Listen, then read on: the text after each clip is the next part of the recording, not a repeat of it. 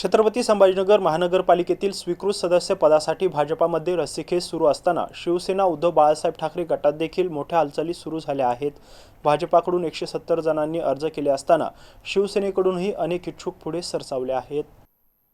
महानगरपालिका निवडणुकीत उमेदवारी न मिळाल्यामुळे नाराज झालेल्या कार्यकर्त्यांना समाविष्ट करण्यासाठी भाजपसोबतच शिवसेनाही सक्रिय झाली आहे। शिवसेनेकडून सुमारे 30 अर्ज येण्याची शक्यता असून पक्षांतर्गत चर्चा वेगाने सुरू आहे। शिवसेनेत कोणाला संधी मिळणार याबाबत अद्याप अंतिम निर्णय झाला नसून जिल्हा प्रमुख स्तरावर बैठका सुरू आहेत।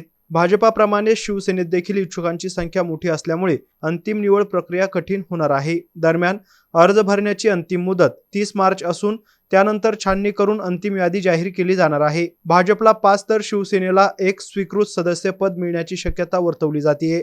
शिवसेना उद्धव बाळासाहेब ठाकरे पक्षाचे जिल्हा प्रमुख अंबादास दानवे यांनी सांगितले की शिवसेनेतून योग्य आणि निष्ठावान कार्यकर्त्यांना संधी दिली जाईल। सर्व अर्जांची छाननी करून अंतिम निर्णय घेतला जाईल अशी माहिती त्यांनी दिली आहे।